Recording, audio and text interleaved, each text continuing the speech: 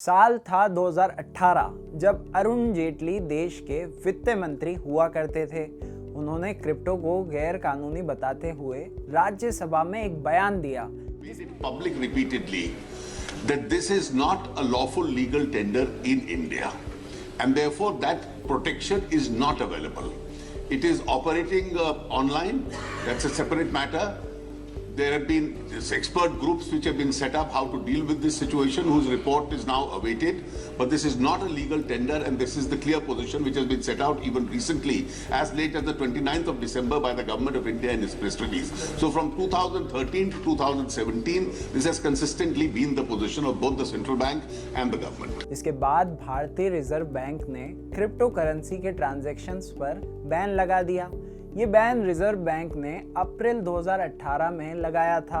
फिर इस बैन के खिलाफ IAMAI यानी internet and mobile association of India द्वारा सुप्रीम कोर्ट में एक याचिका दायर कर रिजर्व बैंक के सर्कुलर को चुनौती दी गई, जिसके बाद 4 मार्च 2020 को सुप्रीम कोर्ट ने 180 पेज का एक फैसला सुनाया और उसके बाद से ही रिजर्व बैंक ऑफ इंडिया को अपना बैन हटाना पड़ गया और भारत में क्रिप्टो एक बार फिर से पॉपुलर होने लगा। 2021 के बजट सेशन में कई बार सुना गया कि केंद्र सरकार इस पर बहुत जल्द बिल लाने वाली है।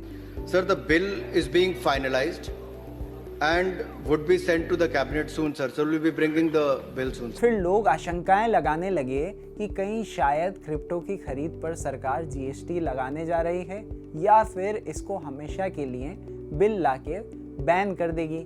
हाल ही में निर्मला सीतारमन ने द हिंदू अखबार को एक इंटरव्यू दिया था, जिसमें उन्होंने क्रिप्टो के लिए कहा था कि हमारा पार्लियामेंट्री नोट एकदम तैयार है। और दूसरी ज़रूरी बात जो उन्होंने कही वो ये थी कि उन्होंने इस बारे में स्टेक होल्डर्स से भी बात की है।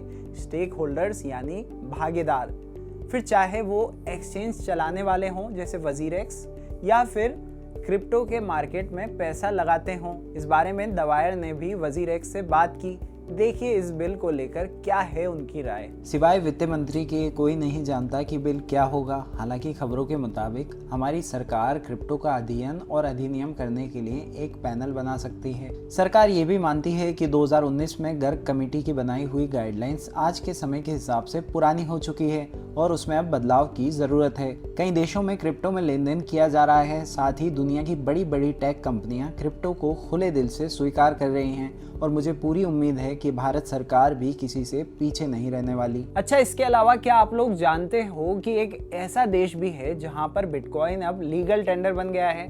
जी हाँ, मैं बात कर रहा हूँ एल साल्वाडोर की। हाल ही में इस देश के राष्ट्रपति नायब बुकेला ने ये निर्णय लिया। लीगल टेंडर को आप इस तरह भी समझ सकते हो कि अब आप इस देश में शॉपिंग से लेकर सभी पेमेंट क्रिप्टो के माध्यम से कर पाओगे। लेकिन क्रिप्टो को लीगल टेंडर बनाना इस देश के लिए काफ़ी खतरनाक साबित भी हो सकता है, और वो ऐसे अगर कई लोग मार्केट को पंप और डंप कर देंगे तो इस देश के लोगों के पैसे डूब भी सकते हैं, क्योंकि ऐसा अक्सर लोग करते हैं। रही बात भारत की, तो अब देखना ये होगा कि आने वाला मॉनसून सेशन में भारत में क्रिप्टो को लेकर क्या कानून सामने आता है।